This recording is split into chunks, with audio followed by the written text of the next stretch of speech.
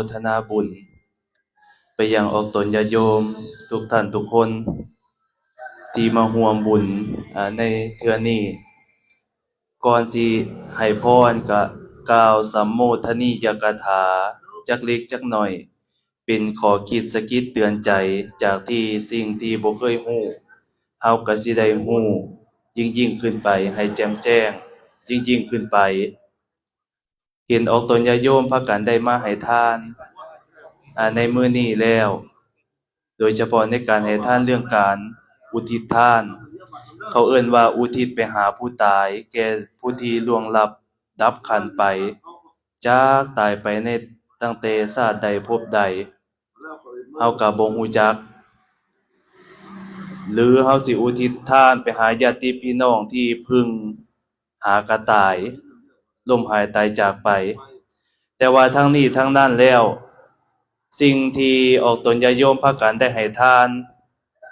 ในคือมื้อนี้เพิ่นบอกว่าสิรับได้หรือรับบ่ได้มีกล่าวในพระไตรปิฎก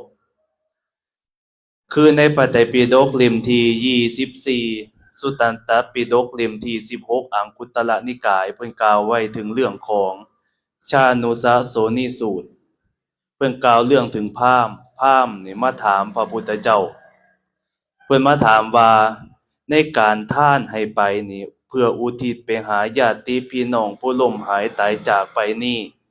ทานไปแล้วนี่เขานี่สิพากันได้รับบ่เมื่อเฮาทานไปแล้ว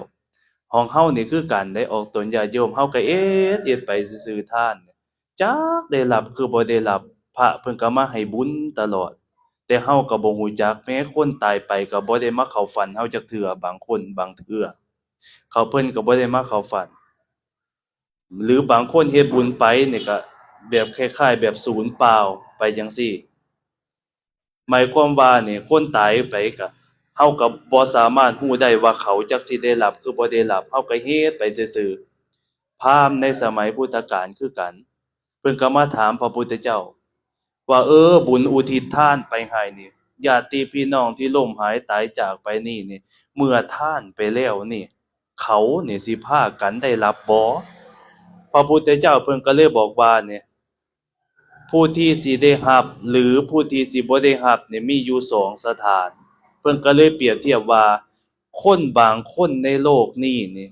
เกิดขึ้นมาเป็นคนฆ่าสัตว์ตัดชีวิตประพฤติผิดศีลบ่ว่าสิเป็นการลักทรัพย์การประพฤติผิดในกามการพูดเท็จพูดส่อเสียดพูดเพ้อเจ้อพูดคำหยาบตลอดถึงการดื่มสุราเมลัยคือของมึนเมานี้เมื่อเขาล้มหายตายจากไปแล้วเขาได้ไปเกิดในนรกเมื่อเขาได้ไปเกิดในนรกแล้วบุคคลนั้นหรือสัตว์ในนรกนั้นเขาก็บ่ได้รับเพราะว่าหยังเขามีกรรมของเขาคือกรรมที่เขารับใช้คือใช้ในนรกเขาเอิ้นว่าเขามีอาหารเป็นกรรมคืออยู่ในนรกนั้นเขาก็บ่ได้รับเมื่อญาติพี่น้องอุทิศบุญไปให้เขาก็บ่ได้รับแล้วก็เพิ่นก็เลยเปรียบเทียบว่าแม้เป็นสัตว์เดรัจฉานคือกันบ่ว่าสิเป็นหมูหมากาไก่เนี่ยเฮาเห็นนี่เกิดมาอยู่ในโลกมนุษย์นี่เนี่ยเฮาอุทิศบุญไปให้เขาก็บ่ได้รับดอกที่เขาที่สิได้รับนี่คือเขากินอาหารเฮาเอาให้เท่านั้นบ่ว่าสิเป็นอาหารสิ่งของต่างๆที่เฮาเอาให้เขายังได้รับเขายังได้กินแต่เฮาอุทิศบุญไปให้เขาก็บ่ได้รับเพิ่นก็บอกว่าสัตว์เดรัจฉานก็บ่ได้รับเทวดาบาดเนี่ยเมื่อเขาตายไปเกิดเป็นเทวดาญาติพี่น้องเหล่านั้นไปเกิดเทวดาแล้วเขาก็บ่ได้รับเพราะว่าหยัง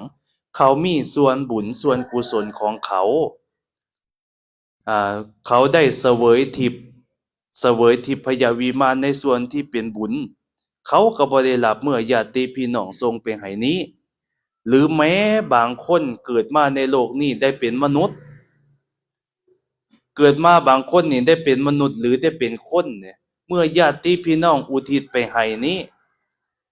เขาก็บ่ได้รับเป็นหยังบ่เขาคือบ่ได้รับเมื่อญาติพี่น้องอุทิศไปให้บุคคลใดที่เกิดมาเป็นคนก็บ่ได้รับ โดยส่วนมากแล้วเฮาก็สิพากันกินอาหารการกินซื่อๆเฮาบ่ได้กินบุญออกตนญาติโยมทั้งหลายแต่บัดนี้แล้วบุคคลใดสิได้รับเพิ่นก็เลยบอกว่าบุคคลที่เป็นฐานะก็คือต้องตายไปเป็นเปรตเท่านั้นว่าซั่นเอ้าแล้วบุคคลใด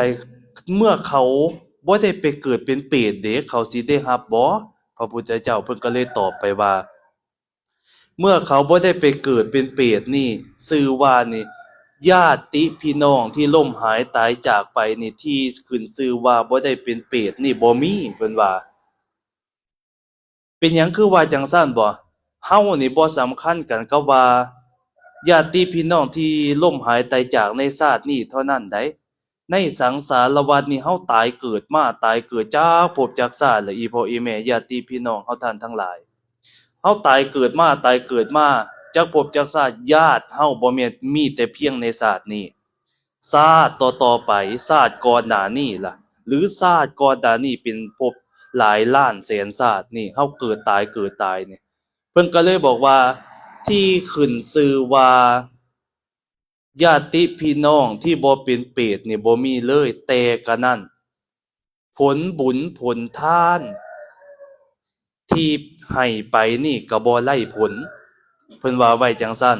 บัดนี้เฮาก็เลยดึงมาใส่ในงานบุญเฮามื้อนี้แม้นว่าญาติพี่น้องของโยมแม่ของโยมพ่อออกตนญาติโยมทั้งหลายคันสมมุติว่าเพิ่นบ่ได้ไปเกิดเป็นเปรตเพิ่นไปเกิดเป็นเทวดาเพิ่นก็ได้รับส่วนบุญของเพิ่นเพิ่นได้ไปเกิดเป็นสัตว์นรกเพิ่นก็ได้รับกรรมของเพิ่นเพิ่นได้ไปเกิดเป็นสัตว์เดรัจฉานเพิ่นก็ได้รับกรรมอันส่วนเป็นของสัตว์เดรัจฉานแม้เพิ่นได้ไปเกิดเป็นมนุษย์หรือเป็นคนเพิ่นก็ได้รับในส่วนของความเป็นคนก็คือเป็นมนุษย์นั้นนอกจากเพิ่นได้ไปเกิดเป็นเปรตเท่านั้นแต่ถึงกะนั้นแล้วการทำบุญไปนี่ก็บ่ไล่ผลเป็นหยังคือบ่ไล่ผลก็คือออกตนญาติโยมพากันได้มาทำบุญทำทานในมื้อนี้ทำบุญในทำทานในมื้อนี้ก็คือเพื่อหวังอุทิศให้ญาติพี่น้องผู้ล่มหายตายจากไปผลบุญนั้นจักเพิ่นสิได้รับคือบ่ได้รับเฮาก็บ่ฮู้แต่ว่าในทางพระพุทธศาสนาเพิ่นบอกว่าเฮ็ดทานอันใดก็แล้วแต่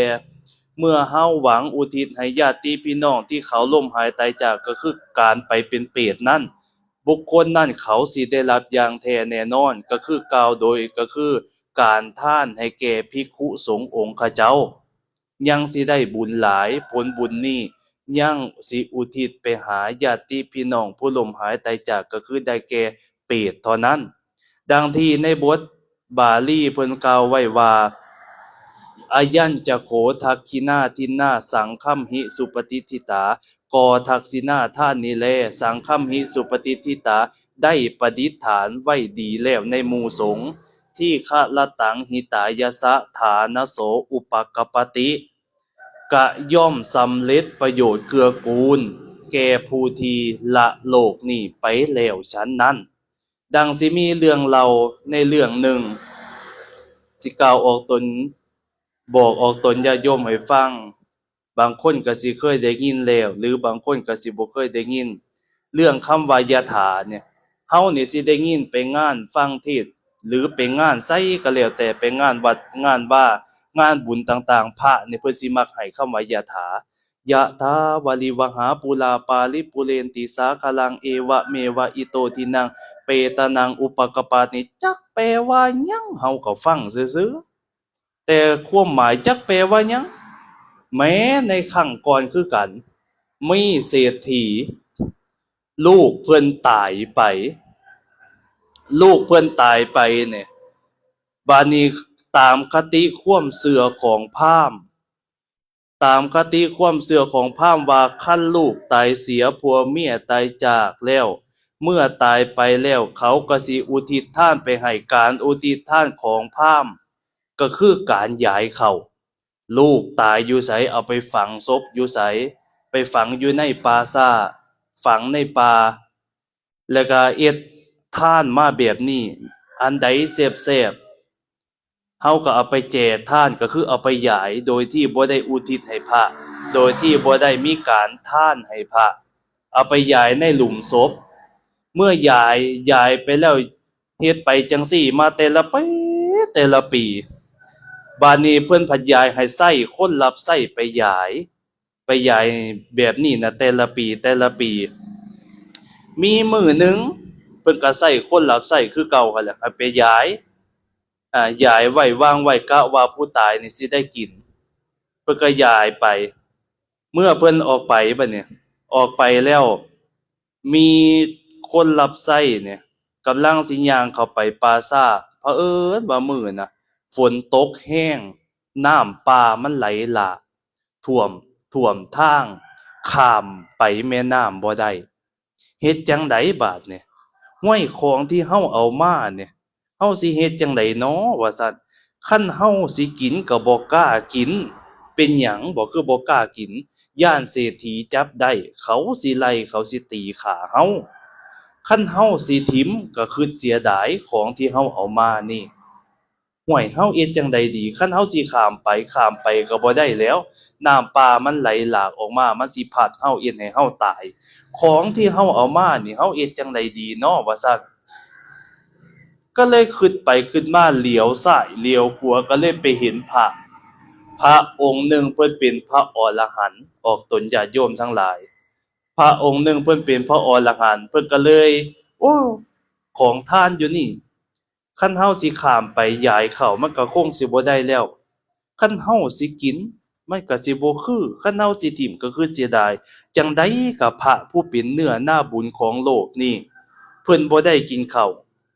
เฮาก็เอาส่วนนี้ซะว่าซั่นไปทานให้เพิ่นในขณะที่ให้ทานหั่นแหละให้ทานหรือใส่บาตรให้แก่ภิกขุสงฆ์องค์เขาเจ้านะในขณะที่ให้ทานตอนนั้นเนี่ยเพิ่นก็น้อมรำลึกนึกถึงผู้ที่หายผู้ที่ตายไปซะดอกผู้ที่ล่มตายไปก็คือลูกของเศรษฐีนั้นบัดนี้พระเพิ่นเลยเว้าสีแปลกๆเพิ่นเหลียวเห็นน้ำป่าเนี่ยมันไหลหลากท่วมมาเพิ่นเว้าว่าจั่งใดเว้าเป็นภาษาบาลีว่ายะถาวาลิวหาปุราปาลิปุเรนติสาคลังเอวะเมวะอิโตทินังเปตานังอุปกปปติคั่นแปลเป็นภาษาลาวเฮาได้ใจความว่าห่วงน้ำที่เต็มย่อมยังสมุทรสาครให้บริบูรณ์ได้สันใดทานที่ให้ไปในโลกนี้นั้นย่อมสำเร็จแก่ผู้ที่ละไปสันนั้นว่าซั่นในขณะที่เพิ่นให้ตอนนั้นนะเพิ่นให้วายะทาวาลิวหาปุราเนี่ยป่านนี้ตกกลางคืนไปคนรับใช้ก็บ่ได้ไปบอกเศรษฐีกลับไปบ้านก็ไปนอนเมื่อไปนอนไปแล้วบัดนี้ลูกของเศรษฐีพันมาเข้าฝันเศรษฐีอีพ่อเอ้ยว่าซั่น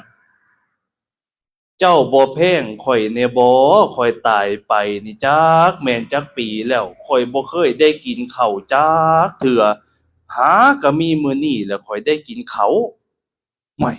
คือเว้าจั่งซั้นเนาะบาดนี้หาก็มีมื้อนี้แหละข้อยได้กินข้าวเป็นหยังคือหาก็สิได้กินข้าวแต่ก่อนนี่ไปเฮ็ดหยังอยู่ว่าซั่นข้อยบ่เคยได้กินข้าวจักเทื่อแม่นเจ้าแพงข้อยแท้บ่ว่าซั่นหรือเศรษฐีก็เลยสะดุ้งตื่นเศรษฐีน่ะก็เลยตื่นขึ้นมาห้วยคนรับใช้นี่มันอยู่ไสว่าซั่นอยู่ในเรือนเฮานี่ไปปลุกมาก็เลยไปถามว่ามึงนี่ไปเฮ็ดอิหยังอยู่แต่ละปีนี่ที่กูใช้มึงให้ไปยายเขาเป็นหยังคือลูกกูคือบ่ได้กินเพราะว่าตามคติความเชื่อของพราหมณ์บอกว่าการที่คนที่ล้มหายตายจากไปนี่เอาเข้าไปยายหรือไปเอิ้นเขาให้มากินนี่กะว่าสิได้กินผัดบ่ได้กินหั่นน่ะบัดนี้เฮ็ดจั่งใดเศรษฐีก็เลยไปถามนั่นล่ะก็เลยไปถามคนรับใช้ก็เลยบอกว่าเนี่ยเว้าความจริงว่าซั่นแต่ละเทื่อแต่ละมื้อแต่ละเว้นผู้ค้าก็ไปยายเข้าหั้นแหล้วว่าซั่นแต่ว่ามีมื้อวานนี้เฮ็ดหยังมื้อวานน่ะมีมื้อวานนี้คันผู้ค้าสิข้ามไปน้ำป่ามันไหลหลากสิพัดท่วมขาน้อยหรือสิพัดท่วมผู้ค้านี่เอ็ดให้ผู้ค้าตายแต่เผอิญว่าเห็นพระภิกขุสงฆ์องค์เขาเจ้า เพิ่นถือบาตรมาผู้ขาก็เลยเอาอาหารนี่แนวกินทั้งหลายทั้งมวลนี้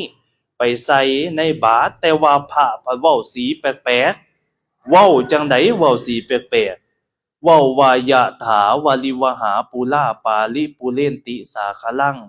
เอวะเมวะอิโตทินังเปตานังอุปกปปติ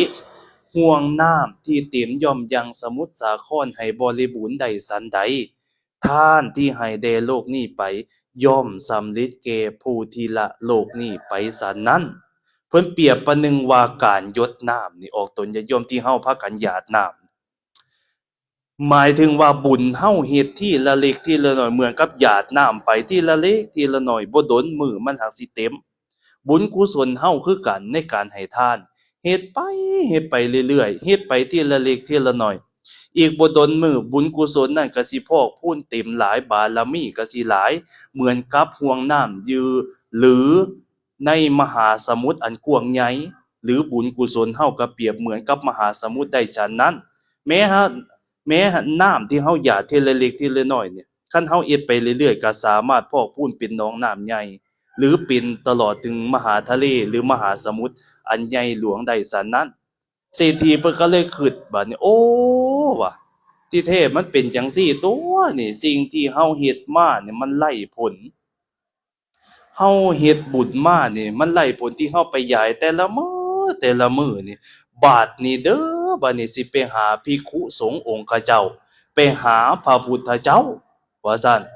ผลสุดท้ายพระพุทธเจ้าก็เทศน์ให้เพิ่นฟังออกตนญาติโยมทั้งหลายบัดนี้เฮาก็เลยมาสรุปว่าทั้งหมดทั้งมวลแล้วก็ทักษิณานุปทานนี่แลสังคัมหิสุปฏิทิตา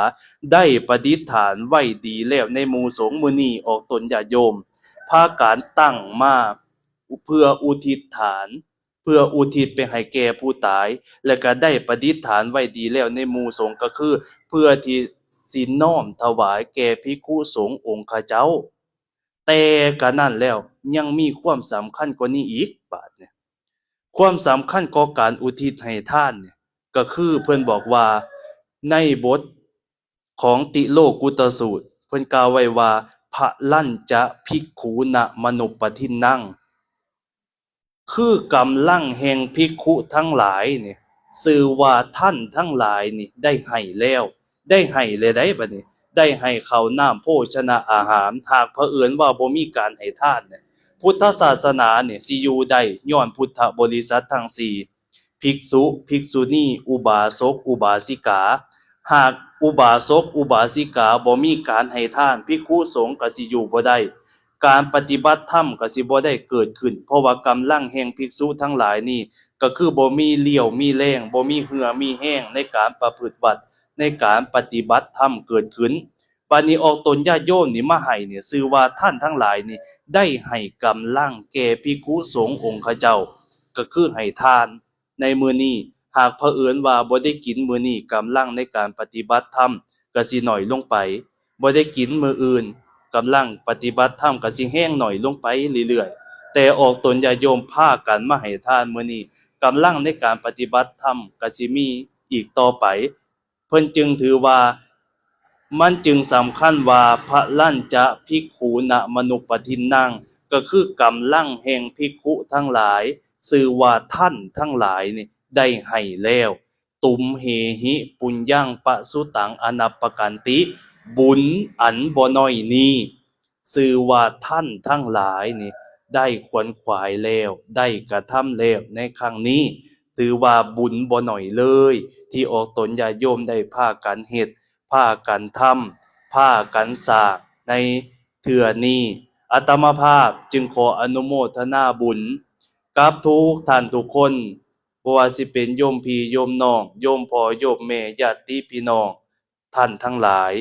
ที่มาให้ทานในมื้อนี้ชื่อว่าท่านทั้งหลายนี้ได้ทำบุญได้ถูกทีได้ทำความดีได้ถูกคนและก็มาสร้างกุศลนี้ได้ถูกเวลาจึงถือว่าทุกท่านทุกคนมาเฮ็ดบุญในเทื่อนี้บ่สูญเปล่าเด้อบุญกุศลนี้ก็บ่แม่นของไผเป็นของโตเฮาก็เก็บไปทีละเล็กทีละน้อยบ่โดนมื้อมันหักสิเต็ม